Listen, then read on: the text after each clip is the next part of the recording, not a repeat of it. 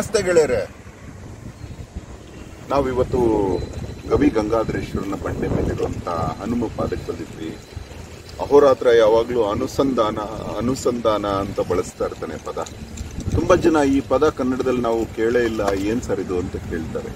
ಅನುಸಂಧಾನ ಅಂದ್ರೆ ಅನುಭವನೆ, ಅಂದ್ರೆ ಕೋ ಇನ್ಸಿಡೆನ್ಸ್ ಅಂತ, ಅಂದ್ರೆ ನಮಗೆ ಅರಿವಿಲ್ಲದೆ ಇಬ್ಬರು ಸೇರುವುದು ಅಂತ.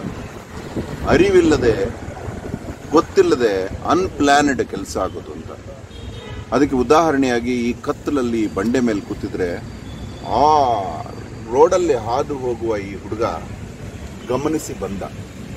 ಅದೇನೋ ಪರವಾಗಿಲ್ಲ, ಅವನ ಕಣ್ಣಿನ ತೀಕ್ಷ್ಣ ದೃಷ್ಟಿ ಚೆನ್ನಾಗಿದೆ ಅನ್ಕೋಬಹುದು.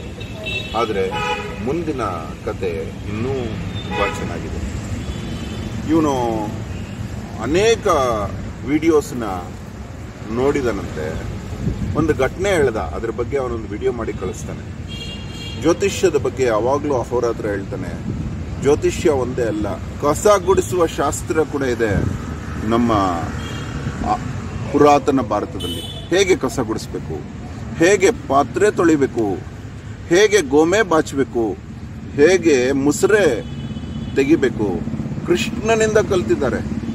ಕೃಷ್ಣ ಎಲ್ಲರೂ ಬಡಿಸೋ ಕೆಲಸ ಮಾಡಿದ್ರೆ ಕೃಷ್ಣ ಮಾತ್ರ ಎಲ್ಲರೂ ಮುಸ್ರೆ ತೆಗಿತಿದ್ದಂತೆ. ಅವನು ಹೇಗೆ ತೆಗಿತಿದ್ದ ಅನ್ನೋದು ನಮ್ಮಲ್ಲಿದೆ. ಹಾಗೆ ಶಾಸ್ತ್ರ ಯಾವಾಗಲೂ ತಪ್ಪಿರೋದಿಲ್ಲ. ಶಾಸ್ತ್ರಜ್ಞನ ಸ್ವಾರ್ಥದಿಂದ ಶಾಸ್ತ್ರ ಹಾಳಾಗುತ್ತೆ. ಇವತ್ತು ವೈದ್ಯಕೀಯ ಶಾಸ್ತ್ರ ಸರ್ವಶ್ರೇಷ್ಠ, ಆದರೆ ಒಬ್ಬ ವೈದ್ಯ ಅದನ್ನ ದುರ್ಬಳಕೆ ಮಾಡ್ಕೋತಾ ಇದ್ದಾನೆ ಇವತ್ತು ಹಾಸ್ಪಿಟಲ್ಸ್ ಅಲ್ಲಿ. ಇವಾಗ ಪರಮಾಣು ಶಾಸ್ತ್ರ ಬಂದಿದ್ದು ಅದನ್ನ ಸದುಪಯೋಗ ಪಡಿಸ್ಕೊಳ್ಳಿಕ್ಕೆ. ಆದರೆ ಇವತ್ತು ವಿಶ್ವದ ಮಹಾಯುದ್ಧಗಳಾಗ್ತಾ ಇದೆ ಪರಮಾಣು ಶಾಸ್ತ್ರದಿಂದ. ಆದರೆ ಅವನು ಹೇಳಿದ್ದು ಜ್ಯೋತಿಷ್ಯ ಸರಿ ಇದೆ, ಜ್ಯೋತಿಷ್ಯರಿಂದ ತೊಂದರೆ ಆಗ್ತಿದೆ ಅಂತ ವಿಡಿಯೋಸ್ ನೋಡಿ ಅನ್ಕೊಂಡೆ. ಅದು ನಿಜ ಆಗಿ ಒಂದು ಘಟನೆ ಆಯಿತು ಅಂತ ಹೇಳ್ದ ಅವನು. ಈ ಆರ್ಯವರ್ಧನಂತಹ ದುಷ್ಟರು ಟಿವಿಲಿ ಸೇರಿಕೊಂಡು ಜ್ಯೋತಿಷ್ಯದ ಮಹತ್ವಕ್ಕೆ ತೊಂದರೆ ಕೊಡ್ತಾ ಇದ್ದಾರೆ, ಮೂಲಕ್ಕೆ ಹೊಡಿತಾ ಇದ್ದಾರೆ, ಜನಗಳನ್ನ ದಶೆ ಕಡೆ ಕರ್ಕೊಂಡು ಹೋಗ್ತಾ ಇದ್ದಾರೆ. ಅವರು ಮಾತಾಡೋ ರೀತಿ, ಆ ಗ್ರಹಗತಿಗಳನ್ನ ನಂಬರ್ಗಳನ್ನ ಬಳಸ್ಕೊಂಡು ಕೆಟ್ಟ ದಾರಿಗೆ ಎಳ್ಕೊಂಡು ಹೋಗ್ತಾರೆ. ಅದಕ್ಕೆ ತಳಪಾಯವಾಗಿ ಟಿವಿ ಮೀಡಿಯಾದವರು ನಾಚಿಕೆಗೆಟ್ಟವರು ನಿಂತು ಜನಗಳನ್ನ ದಾರಿ ತಪ್ಪಿಸ್ತಾ ಇದ್ದಾರೆ. ಯುದ್ಧದ ವಿಚಾರದಲ್ಲೇ ನೋಡಿ, ಇವಾಗ ಮೊನ್ನೆ ರಷ್ಯಾ ಯಾರಾದರೂ ನ್ಯೂಸ್ ಚಾನೆಲ್ ಅವರು ಸತ್ಯ ಬಿಟ್ಟು ಸುಳ್ಳು ಹೇಳಿರೋದು ಗೊತ್ತಾದ್ರೆ 15 ವರ್ಷ ಶಿಕ್ಷೆ ಅಂತ ಹೇಳಿದ್ರು. ಇವಾಗ ತುಂಬಾ ಜನ ನ್ಯೂಸ್ ಅವರು ಓಡೋಗ್ಬಿಟ್ರು, ಯಾಕೆ ಬೇಕಿದ್ದು ಸವಾಸ ಅಂತ. ಅಂದ್ರೆ ಒಂದು ಯುದ್ಧ ಆಗ್ಲಿ, ಒಂದು ಚಂಡಮಾರುತ ಆಗ್ಲಿ, ಎಲ್ಲ ಅವ್ರಿಗಿಷ್ಟ ಬಂದಂಗೆ ಜನಗಳನ್ನ ದಾರಿ ತಪ್ಪಿಸಿದ್ರು. ಅವ್ರ ಹತ್ರ ಫೋನ್ ಇದೆ, ಅವ್ರ ಹತ್ರ ಕ್ಯಾಮ್ರಾ ಇದೆ ಅಂತ. ಯಾವಾಗ ಜನಗಳ ಕೈಯಲ್ಲಿ ದೃಗ್ಗೋಚರಿ ಬಂತೋ, ಯಾವಾಗ ಜನಗಳ ಕೈಯಲ್ಲಿ ಮೊಬೈಲ್ ಬಂತೋ, ಅವ್ರ ಆಟಗಳು ಆಗ್ತಿಲ್ಲ. ಇವಾಗ TRPನೂ ಇಲ್ಲ. ಎಲ್ಲರೂ ಇವಾಗ ಫೇಸ್ಬುಕ್ಕು, ಯೂಟ್ಯೂಬು ಇವುಗಳಿಂದ ಸತ್ಯ ಗೊತ್ತಾಗ್ತಾ ಇದೆ ಜನಕ್ಕೆ. ಇವಾಗ ಪತನ ಆಗ್ತಿದೆ ಟಿವಿ ವರ್ಲ್ಡ್. ಎಷ್ಟೋ ಜನರ ಮನೆಗೆ ಹೋದ್ರೆ ಟಿವಿಗಳು ಮೂಲೆಗೆ ಇಟ್ಬಿಟ್ಟಿದ್ದಾರೆ, ಜೇಡರ ಬಲೆಗಳಿಗೆ ಸಿಕ್ಕಿದೆ. ಇಂಥ ಸಂದರ್ಭದಲ್ಲಿ ಈ ಹುಡುಗ ಒಂದು ದಾಖಲೆ ತೋರಿಸ್ದ. ಇತ್ತೀಚೆಗೆ ಅವರ ತಂದೆ ಕಾಲ ಆದ್ರಂತೆ. ಆದ್ರೆ ಅವ್ರ ತಂದೆಯ ಜಾತಕ ನೋಡಿದಾಗ 1961ರಲ್ಲಿ ಅವ್ರ ತಾತ ಬರ್ಸಿದ್ರಂತೆ. ಅದರಲ್ಲಿ ಈ ಹುಡುಗ 61 ವರ್ಷ ಬದುಕ್ತಾನೆ.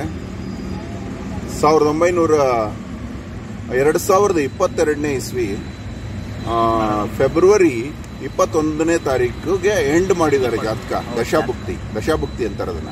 2022ನೇ ಇಸ್ವಿ ಇದು ಫೆಬ್ರವರಿ 20ನೇ ತಾರೀಕೆ ಅವ್ರ ಕಾಲವಾಗಿದ್ದಾರೆ ರಾತ್ರಿ. ಅದು ಅವನಿಗೆ ಅದ್ಭುತವಾಗಿ ಗೋಚರಿಸಿದೆ. ಅಹೋರಾತ್ರನಿಗೆ ಅದೇನು ಅನ್ಸೋದಿಲ್ಲ, ಯಾಕಂದ್ರೆ ಇಂಥವ್ ನೂರಾರು ನೋಡಿದ್ದಾನೆ, ಇದರಲ್ಲೇ ಮಿಂದು ಬೆಳೆದಿದ್ದಾನೆ. ಇದು ಜ್ಯೋತಿಷ್ಯ, ಆಗ ಬರೆದ ಜ್ಯೋತಿಷಿ ಹೆಸರು ಕೂಡ ಗೊತ್ತಿಲ್ಲ ಅವನಿಗೆ, ಯಾರು ಬರೆದಿದ್ದಾರೆ ಅನ್ನೋದೇ ಗೊತ್ತಿಲ್ಲ. ಆದರೆ ಆ ಅಗೋಚರ ಜ್ಯೋತಿಷ್ಯಕ್ಕೆ ಇಂಪಾರ್ಟೆನ್ಸ್ ಕೊಟ್ಟು ಜ್ಯೋತಿಷ್ಯದ ಸಿದ್ಧಾಂತಗಳಿಗೆ ಅನುಸಾರವಾಗಿ ಬರೆದಿರೋದಕ್ಕೆ ಅಂಥವೆಲ್ಲ ಸತ್ಯವಾಗುತ್ತೆ. ಅದನ್ನ ಘಟನೆ ಹೇಳ್ತಿದ್ದ. ಅದಾದ ನಂತರ ಇನ್ನೊಂದು ವಿಚಾರ ಹೇಳ್ದ. ಯಾಕೆ ಇವತ್ತು ಅಹೋರಾತ್ರ ಸಿಕ್ಕದ ಅಂತ ಅವನು ಹೇಳ್ದ. ಅವನು ಸಾಲದ ವಿಚಾರ ಹೇಳ್ದ. ಅದು ನಮ್ಗೆ ತುಂಬಾ ಖುಷಿ ಆಯ್ತು. ನಾನು ನಿಮ್ಗೆ ಫೋನ್ ಮಾಡೋಣ ಅಂತ ಮನಸ್ಸಲ್ಲಿ ಆಸೆ ಇತ್ತು. ಫೋನ್ ಮಾಡಿ ಒಂದು ನಿಮ್ದು ಸ್ಟೇಟಸ್ ನನಗೆ ತುಂಬಾ ಇಷ್ಟ ಆದ ಒಂದು ಡೈಲಾಗ್ ಇತ್ತು. ಅದನ್ನ ಸ್ಕ್ರೀನ್ ಶಾಟ್ ಔಟ್ ಮಾಡಿಕೊಂಡಿದ್ದೀನಿ. ಅದನ್ನ ಸಿಕ್ಕಾಗ ಹೇಳೋ ಮಾತ್ರ ಏನೋ ಒಂದು ಆಸೆ. ಆ ಸಿಕ್ಕಿದಾಗ ನಾನು ಫಸ್ಟ್ ಸ್ವಲ್ಪ ಸಾಲ ಇತ್ತು, ನಾನು ಎಲ್ಲ ಮುಗಿಸಿ ಅವ್ರಿಗೆ ಫೋನ್ ಮಾಡಿದ್ಮೇಲೆ ಸಿಕ್ಕಿದ್ರೆ ಪಾದಕ್ಕೆ ನಮಸ್ಕಾರ ಮಾಡೋಣ ಫಸ್ಟು, ಆದಮೇಲೆ ಮಾತಾಡೋಣ ಅನ್ನೋದೊಂದು ಖುಷಿ ಇತ್ತು. ಈಗ ರಾಘವೇಂದ್ರ ಸ್ವಾಮಿ ದೇವಸ್ಥಾನದಿಂದ ಹಿಂಗೆ ಹೋಗ್ಬೇಕಾದ್ರೆ ನೀವು ಸಿಕ್ಕರೆ ಏನೋ ಒಂಥರ ವೈಬ್ರೇಷನ್, ಅಲ್ಲಿಂದ ಒಂದು ಸ್ಪಾರ್ಕ್ ಥರ ಕಾಣಿಸಿದ್ರಿ. ಅದೇನೋ ಗೊತ್ತಿಲ್ಲ, ತೀರಿದೆ ಏನು ಸಾಲ ತೀರಿದ್ದು ಅವ್ನು ಅನ್ಕೊಂಡಂತೆ ಸಾಲ ತೀರಿದ ಮೇಲೆ ಫೋನ್ ಮಾಡ್ಬೇಕು ಅಂತ. ಸಾಲ ಆ ಸಂಕಲ್ಪ ಅನ್ನೋದು ದೇವತೆಗಳಿಗೆ ಗೊತ್ತಾಗುತ್ತೆ. ಅದನ್ನ ಸ್ಯಾಟಲೈಟ್ ಇಂದ ನಮಗೆ ಇಮೇಜಸ್ ಬರೋದು ನಿಜ, ಆದ್ರೆ ನಮ್ಮ ಸಂಕಲ್ಪ ದೇವತೆಗಳಿಗೆ ಗೊತ್ತಾಗೋದ್ರಲ್ಲಿ ತಪ್ಪೇನಿದೆ. ಅವನು ಅನ್ಕೊಂಡಿದ್ದಾನೆ ಸಾಲ ತೀರಿದ ನಂತರ ಅಹೋರಾತ್ರ ಅವನೇನು ಕನ್ಸಲ್ಲೂ ಅನ್ಕೊಂಡಿಲ್ಲ ನೋಡಿ ಅವನು. ಇದನ್ನ ಸಾಲ ಇಲ್ದವ್ರು ಮಾತ್ರ ಬಳಸ್ಬೇಕು ಅಂತ ನೀವ್ ಹೇಳಿದ್ರಿ. ನಾನು ಸಾಲ ಕ್ಲಿಯರ್ ಮಾಡಿದೆ, ಕ್ಲಿಯರ್ ಮಾಡ್ಬಿಟ್ಟು ಆಕಳ ತಪ್ಪೋ ಇಲ್ಲೋ ಗೊತ್ತಿಲ್ಲ, ನಿಮ್ಮ ಅಷ್ಟೇ ಇದರಲ್ಲಿ ಡೌನ್ಲೋಡ್ ಮಾಡಿ ನನ್ನ ಸ್ಕ್ರೀನ್ ಸೇವರ್ ಇದ್ ಬಿಟ್ರೆ ಇದೇ ಕಾಣತ್ತರ ಅಮ್ಮ ಶ್ರೀಚಕ್ರ ಫಾಲೋ ಮಾಡಿದ್ದಕ್ಕೆ ತುಂಬಾ ಖುಷಿ ಆಯ್ತು. ಅವನ ಹತ್ರನೇ ಅವ್ರ ಹತ್ರ ಬಂದಿದ್ದಾನೆ, ಅವನ ಹತ್ರನೇ ಅವ್ರ ಮನೆ ಇಲ್ಲಿದೆಯಂತೆ, ಅವನ ಹತ್ರನೇ ಅವ್ರ ಹತ್ರ ಬರೋಂಗ್ ಮಾಡಿದಾನೆ. ಅಂದ್ರೆ ಸಂಕಲ್ಪ ಎಷ್ಟು ಸ್ಟ್ರಾಂಗ್ ಇರುತ್ತೆ. ಇದಕ್ ಮಾತ್ರ ವೈಬ್ರೇಟ್ ಆಗ್ಬಿಟ್ಟೆ. ಆ ಜ್ಯೋತಿಷದ ವಿಚಾರಕ್ಕೆ ಇವನಿಗೆ ಸಹಜ ಅದು ಅಂತ ಘಟನೆಗಳು. ಆದ್ರೆ ಈ ಘಟನೆ ಇದೆಯಲ್ಲ, ಇದು ಅಹೋರಾತ್ರನಿಗೆ ತುಂಬಾ ಖುಷಿ ಕೊಡ್ತು. ಫೋನೇ ಎತ್ತೋದಿಲ್ಲ ನಾನು, 15,000 14,000 ಕಾಲ್ ಬರುತ್ತೆ. ಆದ್ರೆ ಇವನು ಸಾಲ ಇಲ್ಲದ ಆದ್ಮೇಲೆ ನಾನು ಮೀಟ್ ಮಾಡ್ತೀನಿ ಅಂತ ಸಂಕಲ್ಪ ಮಾಡ್ಕೊಂಡ್ರೆ ಅದು ನಿಜ ಮಾಡಿದಾರೆ. ತುಂಬಾ ಖುಷಿ ಆಯ್ತು. ಧನ್ಯವಾದ ಅಹೋರಾತ್ರ.